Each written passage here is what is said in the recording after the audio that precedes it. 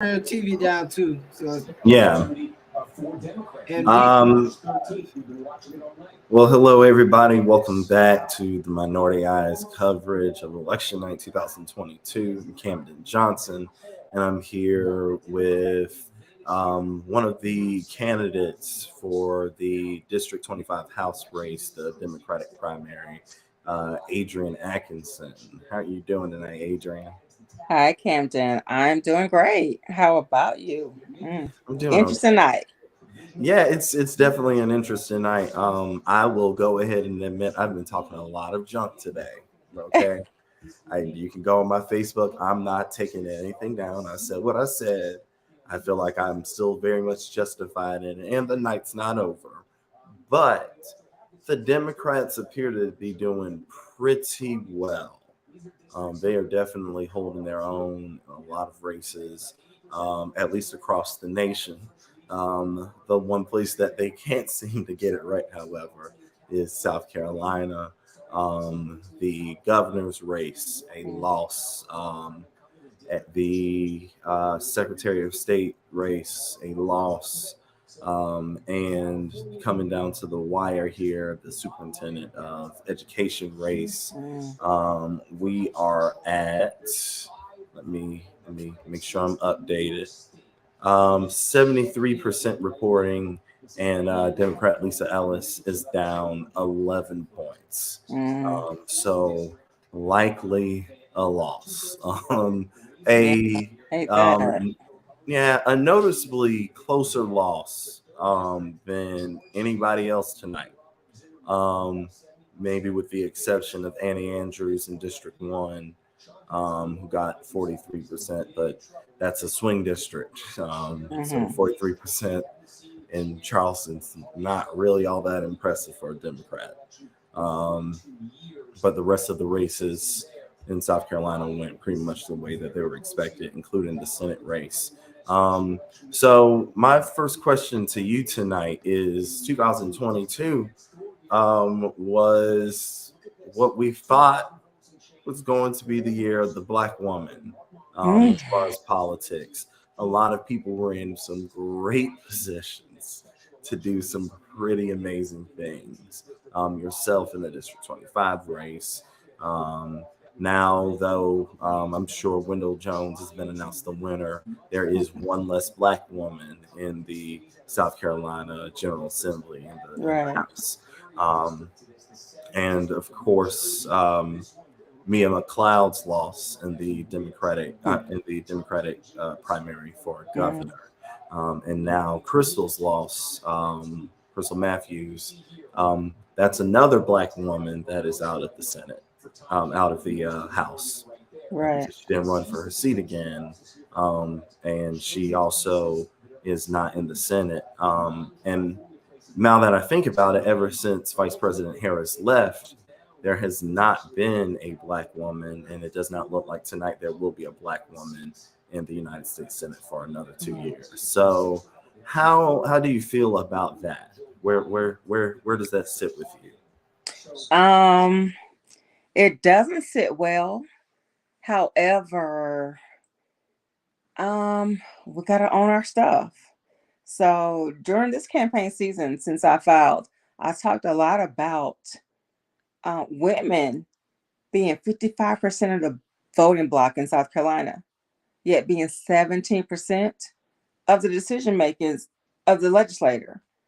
And so it's women who are putting men in the decision making power to decide what happens with our bodies, what happens with everything. So we can talk about what the the the the playing field not being level, but we can only talk about the same white women who put Trump in power.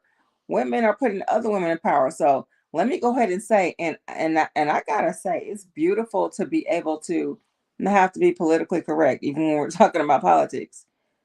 Um, Even with the number of women who are in the South Carolina House, um, you would think that a woman would definitely back another woman who was absolutely qualified. That did not happen in my race. We had an incumbent who, a well-loved incumbent who, although that was my second time running, 2020 and 2022, but there's that old time kind of show me respect kind of thing that if you don't do that, then you're not going to be okay with me. But there was an opportunity for the incumbent to back another woman and a Black woman. She did not do so. She opted to let a man take that place. And so at some point, we have to sit in our power, embrace it, um, walk around in it, and be able to realize, listen, we're Black women are the most powerful voting bloc, not only South Carolina, in this country. We need to be able to embrace and sit in our power. I'm disappointed that even in 2022, we're still not willing to do that. Yeah, I definitely sharing that disappointment. I was very excited about Mia McLeod's platform in her candidacy, and I don't know if the result would be too different tonight, but I can definitely say that I believe the energy would have been different. I think a lot of people expected this. There were some people that were kind of dreaming about it, but it's it's kind of depressing when you think about it.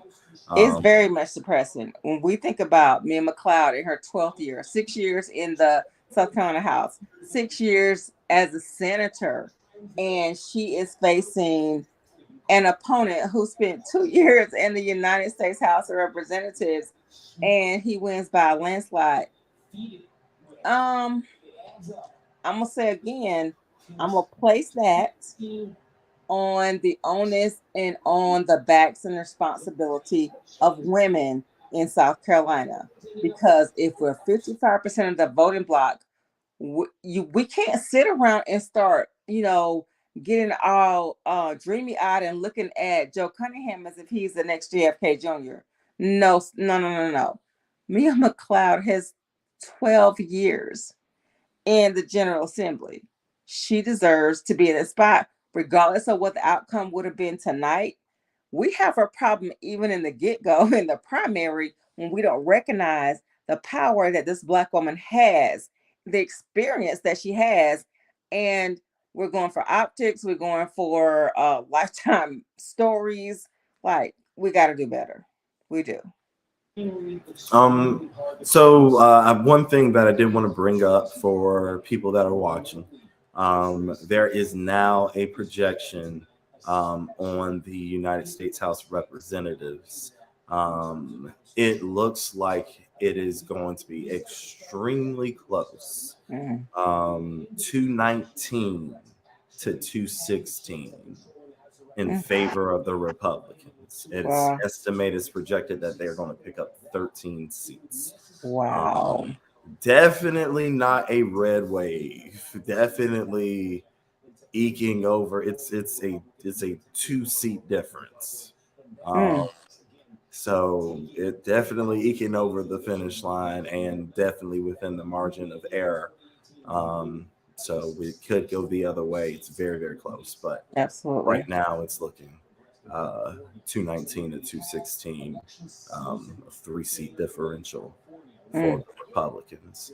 But definitely, there were some Black women that had some victories tonight. One of them being Summer Lee, who is going to be the first Black woman to represent the state of Pennsylvania in Congress. Awesome. Yes. So definitely there is some hope in other places. Why do you think the culture is so different here in South Carolina? Oh God, it is disheartening that we give away our power and we do not believe that we have the ability to make decisions and be the majority, like we are the majority voters, like Las Vegas, whose legislature is ran by women, the majority. It is very disheartening. But again, even with when you look at an issue like, say, domestic violence, South Carolina ranks number 6 in the entire country of women killed by men in domestic violence situation. Yet again, we're 55% of the voting bloc. There's no active, there's nothing active that says like, let's stop this. We are continuing to allow men to decide what is happening with us and what will not happen with us. And I mean, unfortunately, I don't want to be stereotypical, but we're in the Bible Belt in a place where women do not own, do not step into, and do not embrace the power that we have as a voting body. And it's unfortunate.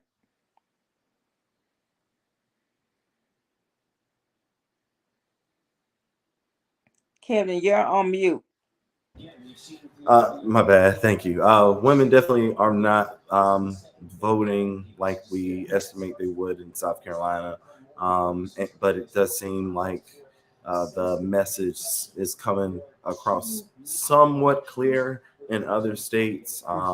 So far, there has not been a state that had a ballot measure about rejecting abortion rights and where it is passed at this moment. It is very tight in Kansas right now, about 52 to 48, but the tally's almost over. So if they stay on, if women showed up the way that they did for Governor Laura Kelly, who's been ahead all night, a Democrat in Kansas that's been ahead all night, then I think that they might be all right. I think that they might not that they might make it. Unfortunately, it's not something that we can say for South Carolina. If abortion is on the table in these next couple of years, then Joe Biden does have the right to veto it, and it's unlikely to get an override. But 2024 apparently starts next Tuesday, November 15th, when President Trump has said he is going to share a pretty special announcement with the United States of America. So, do you think that there is time in these next 2 years for Democrats to get back on the ball and to really turn things around, even in South Carolina? I'm going to say, quite honestly, this has been a year for me when it comes to South Carolina politics and the Democratic Party. I've never been as disappointed in South Carolina politics as I have been this year. I'm going to go ahead and say outright, because I can't lose votes by saying even the leader of the Democratic Party, Trevor Robertson, has definitely shown himself to be an elitist, someone who can sometimes present himself as a Republican in Democratic clothing, which a lot of the groups can be. So this two-party system, I think I have been majorly disappointed in, and I see that voters are being taken for granted, particularly African American voters.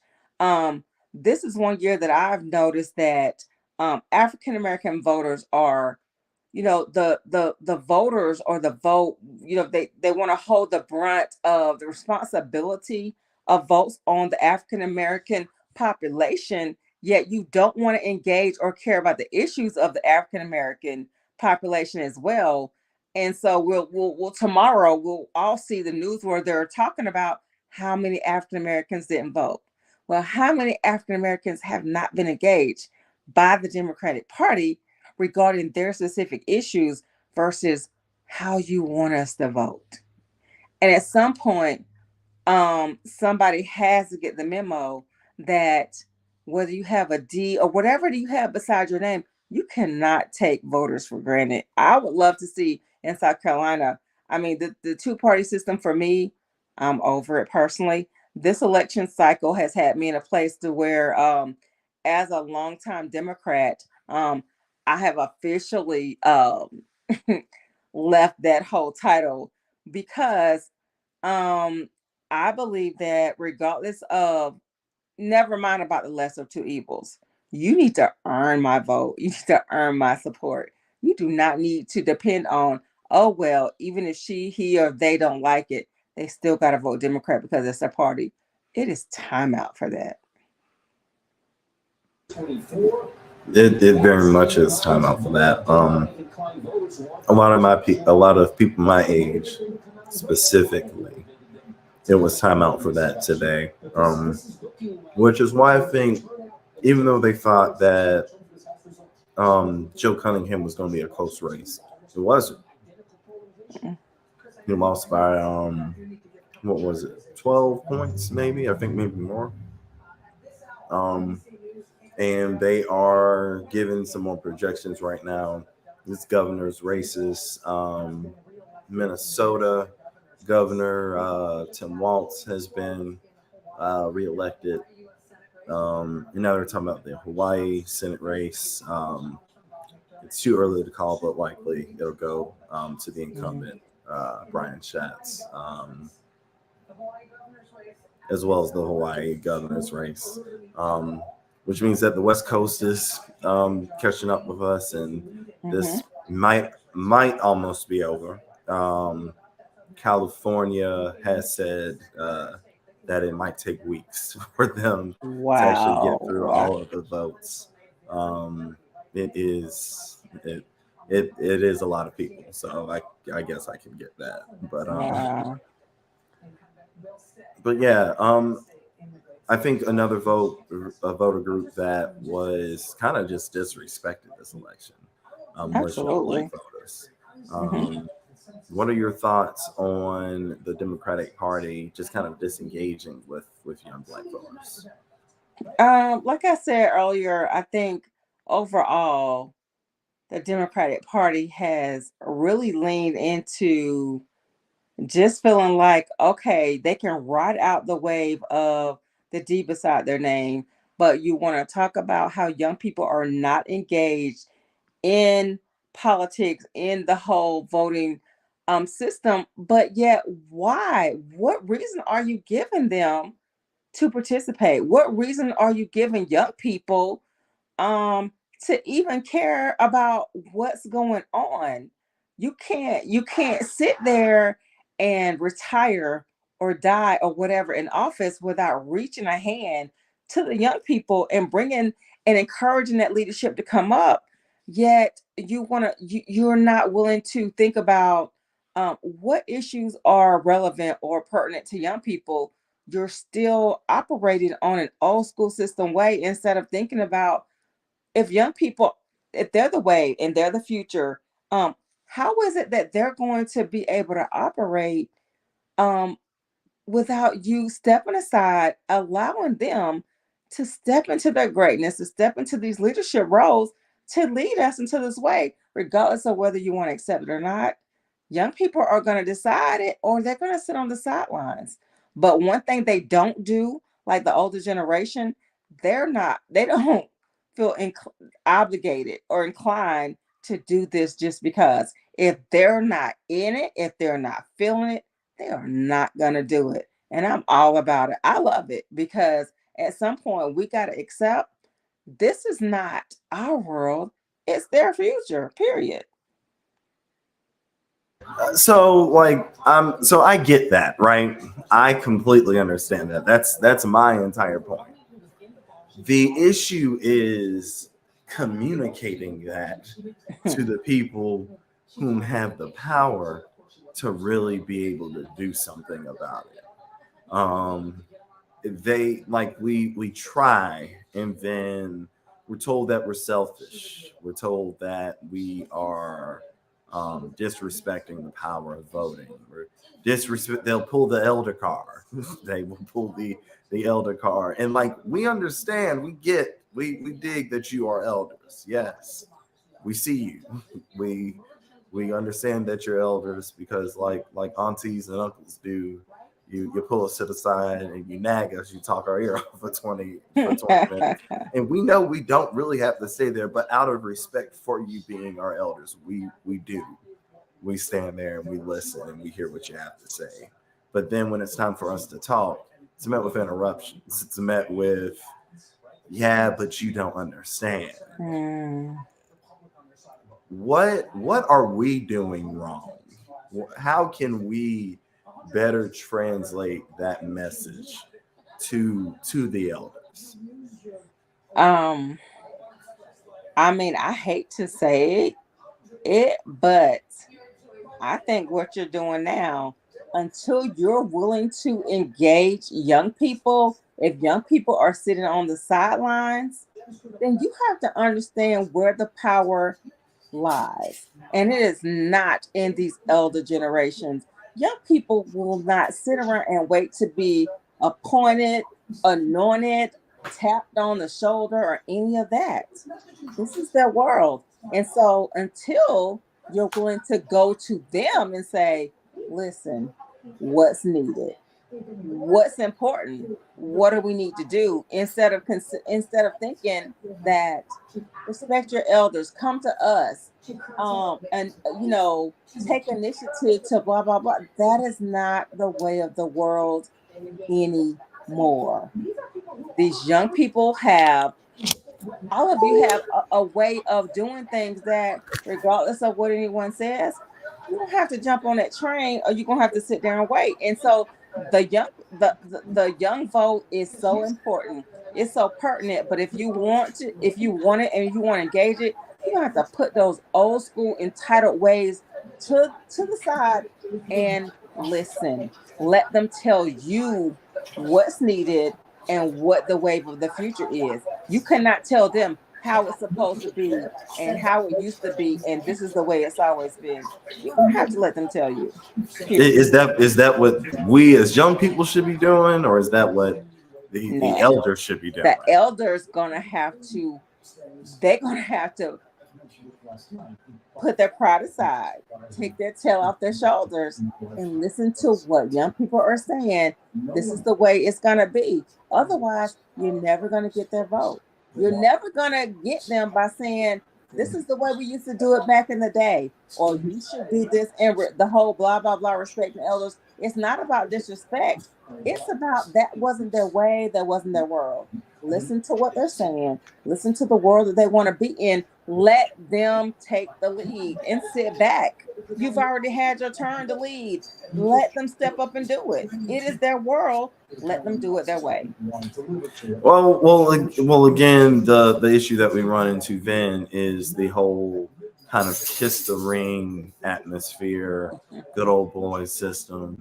So, like, how I I would love to believe that the elders are just going to snap out of it and understand what it is that you're saying.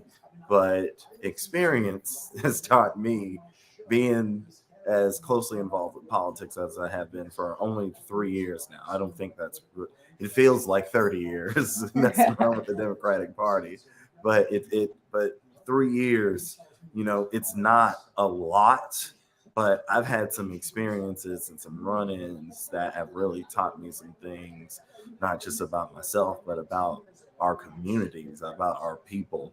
Um, and I would love to bring that perspective, but they're just not going to listen. So what is there left for young people if we still want to push and still want to take the initiative ourselves?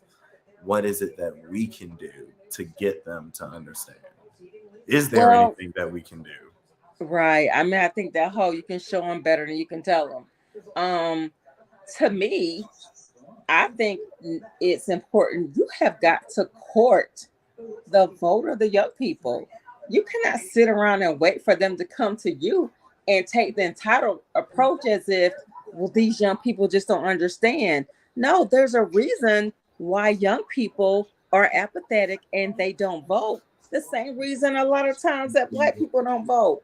You have zero interest or attempts to engage in the issues that are important to young people, the issues that are important to Black people. And until you do, they will sit on the sidelines and they will say, you know what, if you think you got this and you know better than us, what do you need us for? Why would we exert all of this energy into this process when you want our vote, but you don't care about our issues? Yeah, I definitely feel like it. I mean, the construction and the makeup, the current composition of the party's delegate system tells that story. The party is 70% black, and Trav Robinson, the chair, he will say that the majority of leadership is black, and there's a lot of black people on the staff. Those things are true, but Mm. how many black people are actually county chairs? How many black people are actually delegates? The people that have Those are the power, questions that need answers. decision, Absolutely. and Absolutely. it's shameful, honestly, because it almost seems like the work it's systemic to keep us out of that process, but it feels like they're paying for it right now because of the Absolutely. loss. I agree. And again, I have this process has unfortunately made me distance myself from the South Carolina Democratic Party as a whole. I mean, as a former officer within Greenville Democratic Women, um, I tried my best to champion for why are we having monthly meetings at 12 o'clock on Mondays? Democratic Party. Democrats are working at 12 o'clock on Monday. Black people are the core and the crust and the heartbeat of the Democratic Party, but we're working at 12 o'clock. Who is it that's available for monthly meetings, Democratic? Retired white women, period. So when you talk about, well, they're not engaged or they're not voting or they're not this, you're not considering that the people who you want to you want to blame for the reason that the vote doesn't come out the way you want to are the same people who don't have an opportunity to participate in what's going on because you're catering it to the people who don't have a chance of carrying the vote for the party. It you'll blame, like, if 100,000 black people in South Carolina had voted, we would have won this with Jamie Harrison, we would have won this with this person, that person. Well, when did you communicate with them? When did you talk with them? Not during the time that they were accessible. You got together with your dadgum selves and talked about it during the time where they were working and they couldn't engage. You got together with yourselves to talk about it because you want to be the plantation owner, if you will, but you need the slaves to do the work. Whatever. That is a very, very good point. Um, oh wow. I am. Oh wow. There's a House victory party in Washington for the Republicans, and Mm, it's not greatly attended. wow. I see Lauren Bobart, and last I checked, she doesn't she's not gonna have a reason to celebrate tonight. Mm, Um, but yeah, this is interesting. It does look like the projection has updated. It's now 220 to 215 in favor of the mm, GOP. mm, So the lead, but there was just a Democrat that was in a swing district. There was just a Democratic gain, I think, in North Carolina. So that might have some impacts here shortly. We are still looking at the next place that I want to talk to you about. Um, I have not seen the calling of the Georgia governor's race, but I'm sure if it has not happened yet, it is shortly upon us. Last I saw, CC Abrams was down 8 points, mm, about 80% of the 90% of the mm. vote in at that point. So it is definitely looking like a loss for her tonight. Um, but Raphael Warnock is still hanging on. He's about 14,000 votes behind Herschel Walker. Mm, Um, and the thing about Georgia is the last votes typically come from Atlanta. okay. So it That's really encouraging. still is anybody's race. But because of the rules in Georgia, you have to get 50 plus one in order to win it outright. Mm-hmm. So it's going to be a long march for Raphael Warnock if Mm. he wants to put this to bed tonight. Wow. Um, but yeah, but speaking of Georgia, um, Mm. I was talking to someone about this earlier. 2018 when Stacey Abrams Mm.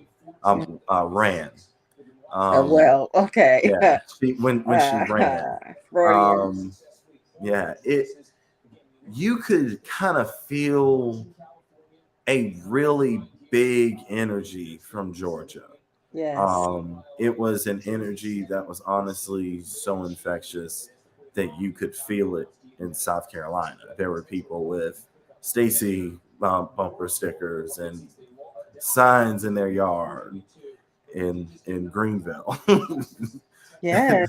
but that's how excited people were regionally and nationally.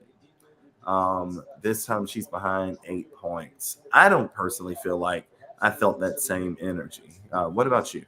I would have to agree. I think the Stacey Abrams train and energy the last go around a couple years ago was absolutely amazingly energetic. And it there was kind of like a really solemn, yeah, she should win, but the push and the efforts and the grassroots energy, I agree, I felt was missing during this time, although we know she more than deserves this. Like this woman has put in the absolute work, which goes to show that, sometimes you could be elected or you could be selected. At the end of the day, this woman has put in the work for this, but staying true to her, being dedicated and loyal to her, I agree. That momentum took as, initially, I think when she announced that she would run, was the momentum was high, but I just didn't see it stay that way throughout this time. I definitely saw, I definitely felt like it decreased. And I just worried that although, we wanted to see her in this place, the end game or the just sticking with her wasn't there this time, like the last time. So what? So we're looking at her with it's either 43 or 45 right now. Mm. And Raphael Warnock on the north side of 48, almost at 49. And it's likely to go up as votes from Cobb County and Fulton County continue to come in. What happened? What's the difference in that 6 points between Stacey Abrams and Raphael Warnock? It was the same Georgia that came out and voted today. It was. And I don't know that folks are taking it for granted. I think that because of the whole Herschel Walker idea, I think that possibly some people are seeing that as the bigger reason to come out. Although Stacey has been in these trenches and definitely deserves to be in that spot. And I believe as does Raphael. But I think that sometimes we can also rest on our laurels and feel like, oh, she's good, she's got it. And so, the turnout, could be impacted by that. But I think that her race, whereas it seemed to be last year, it seemed to be like the top race. Even when Raphael was running last time, the Stacey Abrams race was the big race. Now it seems to be the opposite. The Herschel Raphael race seems to be the top tier, the one that everybody's focusing on, and Stacey is second. And it seems like that's the same way. And when it comes down to the votes that she's not getting for this particular race. Hmm. Yeah. I don't know if you heard Pastor Jamal Bryant, Mm. his sermon. I don't need a walker. Uh, Ooh, yeah. he Couldn't have kind said of it more ate perfectly. kind of ate Herschel Walker for breakfast. That He morning. did do that and left no crumbs. No mention of Stacey Abrams the Mm. entire speech, from what I can recall. Whew. Any any thoughts on why that might be? I'm not sure, but I would love to see the day in this country where Black men will champion Black women the way Black women champion Black men and their issues and their the crosses to take up. I think it will make all the difference in the world. I really do. But that's an excellent point that, even in speaking of that, pushing her would be um you know her and Black women, because again, Black women are the most powerful voting bloc in the United States of America. So at the end of the day, um if we're stepping up to run for office, we got you. But please have our back. But that's Mm. not only for black men. Black women have to do the same for ourselves. We can't fall into that whole thing of where white women were the catalyst for someone like Trump getting into office. We have got to catapult our own power into its rightful seat. Yeah, they said that Black women were what catapulted Joe Biden into office in certain states. Yeah, and then If we can catapult Joe Biden into office, why are we teetering on Raphael Warnock, or why, my God, are we teetering on Stacey Abrams? That makes no sense. None whatsoever. there is an update on the House count. I think that race in North Carolina that I saw actually made a difference. It is now back to 216 to 219 for the GOP in the House right now. Is that the Sherry Beasley race? No, she was in the Senate. Okay, gotcha. Yeah, Okay, House. Okay, gotcha. yeah. The Senate race right now it's still 46 to 46. Mm. Basic races are still being called. We're seeing it's still too close to call at 92% in Georgia. 15,000 votes separate Herschel Walker um, from Raphael Warnock. Walker is in the lead. Another black woman that unfortunately did not. Honestly, I believe she did very well, but it didn't work out for her the way that she wanted it to work out. Well, I guess we can talk about both Carolinas. Of course, Sherry Beasley, the former Supreme Court Chief Justice in North Carolina, lost her race to Ted Budd by 3 points, which is really impressive in North Carolina. It Um, is. And I knew that she had to be a ginormous threat to the GOP because they spent tons of money tearing this woman down. Every other time I turned on the television, all I heard was them really attacking Sherry Beasley. So I thought this one must be a serious threat to the GOP. Another black woman that didn't do well in her Senate race, of course, was Crystal Matthews, who lost to Tim Scott tonight.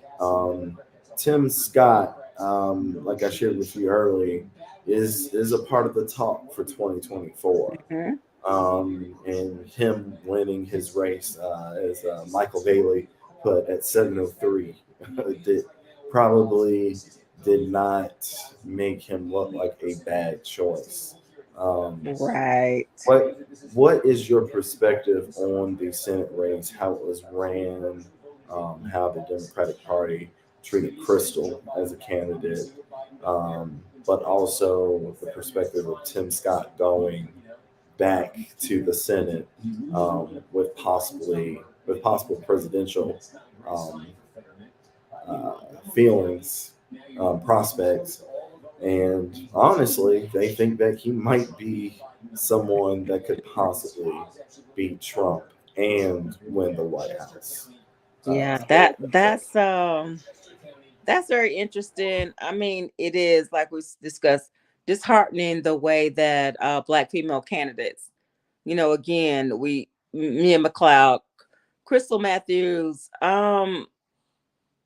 South Carolina Democratic Party definitely decided who they wanted to get behind, regardless of whatever the situation. So it's kind of unfortunately, I think it's become par for the course.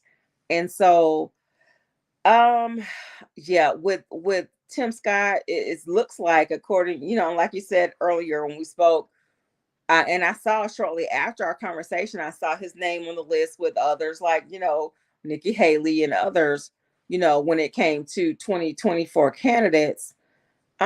So I think at one point he initially had said the last time was his last time running, but apparently he was ready to do this to, solidify his name in that list of people who was going to be put up for 2024. And unfortunately, with the series of incidents that happened with Crystal being caught on those hot mics, he didn't have to work whatsoever to win this race. Unfortunately, he didn't have to do anything. But I did see where South Carolina, they were definitely quick to say, well, okay, Crystal needs to sit down, or Crystal needs to suspend her race, or those type of things. And you know, while I don't agree with the whole quote black tax, I do think that it is a real thing. Unfortunately, I think it's real. So I think that I think Crystal is a dynamic spirit of a candidate. I think that those choices didn't help her, not because she is not as human as any of these other candidates, but because of that black tax, and because they weren't gonna have her back. Again, we talking Mia McLeod, a South Carolina senator with 12 years in the House, and I seen not only these retired white women, but these older black women swooning over him again, like he's JFK. And I'm like, but you got a whole woman and a whole black woman who is running. But I was so discouraged and disheartened by seeing the number of women who would not get behind Mia McLeod. And you get behind Joe Cunningham because of what? Charisma, personality, looks. Absolutely ridiculous. It was very disheartening, very discouraging. Yeah, I would like to say that I see the physical appeal in Joe Cunningham. Um, he don't do it for me. I just you don't you don't do it for me. There are plenty of white plain looking dudes in South Carolina that can outdo him. Just I've seen Southern Charm, and I'm not impressed by Joe Cunningham. I'm just not. Um, and I'm confused of what his real appeal was, because Charleston wasn't impressed with him. If Mm, you can't get Charleston behind a Democrat, they probably don't need to be running statewide. well, Just it's that's a thing. Um, but yeah, it's really unfortunate that um, a lot of black women just were not given the room and the space to really do the amazing work that they were set out to do. mm-hmm, And it wasn't for lack of their effort, but it was more for lack of everybody else's efforts to support them and cheer them on. mm, We are looking at the Senate races, but before I go there, the governor's race in Georgia, it has been called, and it has been called for Brian Kemp. He will stay in office another term. mm, It was not a very close race. mm, It is looking like, of the remaining races that are up in the air, um, John Fetterman is looking good. Mark Kelly is looking good. So that would be a Democratic gain. Um, but it is Wisconsin. It's looking like it's going to stay with Republican Ron Johnson. Um, the issue that Democrats now have is going to be Nevada and Georgia. If it was just one, they'd be okay. but since it's two, Mm, it's a problem. It mm, would be the two seats that the Republicans need to take control of the Senate. Um, I know we talked about South Carolina and a little bit about Georgia. Let's talk about nationwide right now. Um, they obviously didn't do too much wrong, but they are taking some hits tonight, some hits in some unexpected places nationally. What are we getting from the Democrats? What are we not getting from the Democrats? What has us about to be 13 seats in the House and possibly two seats in the Senate up in the wind? mm. I think the status quo. Um, much love and respect for Nancy Pelosi. However, um, much like I could talk about local, even the race that I was in 2020 against a 74, 76-year-old incumbent.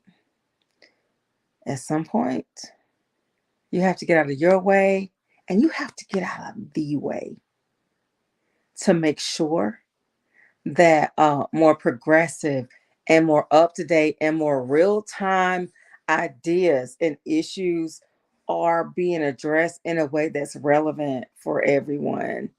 I think if we keep doing politics the same way that we've always done, like everything else, we're going to get these same results that we've always gotten. And so until we're ready to do things differently, we're going to keep getting our butt kicked, unfortunately. I believe it. Well, it is 12:30 on the East Coast, and this is still going. It looks like they're going to be going in for a Yeah. long night. But as former Democrats, we are working people. Amen. Hey, there it is, So bro. we're Former. gonna go ahead and call it a night. But after Okay. everything settles, we're definitely going to be having a panel discussion. I hope we can start having a few panel discussions as Black South Carolinians as voters, Yes. and really explore what our options are Mm-hmm. politically, and come up with Absolutely. plans and tangible steps and get going. And I emphasize the former Democrats because I'm tired, even as a non-millennial, but a Generation X, I'm still tired taking my vote for granted. So yeah, we need to explore options, all options.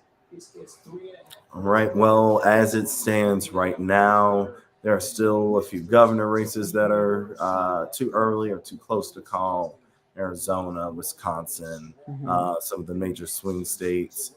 Senate control is still in the air. Control of the House is looking like it's going to lean GOP, but it is still within the small margin of error, and it is a very, very small margin. So I'm sure when we wake up in the morning, we'll wake up to some new information.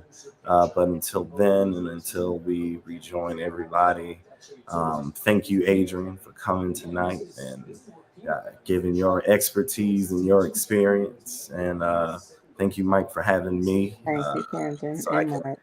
Yes. come and kind of express a lot that's been going on. I think we had some good conversations tonight. Yeah. Yeah, and thank you, Cameron, Cameron, for agreeing to do this. Adrian, I was in the background producing and dealing with some issues with it at a poll here in South Carolina. But I heard everything you said, and I was blown away. Like, wow, I needed to be on the conversation. I know the hour's late, but thank you. You brought up some very good points that we need to investigate and really search our hearts to find out what we can do as a community, Mm, whether we Black Republicans or Black Democrats. Uh, we need policies that benefit our community, and you brought up several absolutely. good points.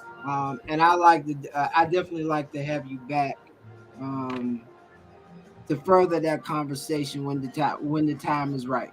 Absolutely. Thank you so much, Michael. All right, and that is it for this evening. Uh, Camden, thank you again. Adrian, thank you. Good night. Thank you, Michael. Good Thank you, night, Kim. everybody. Good night. Good night, Thank you. guys. Yeah.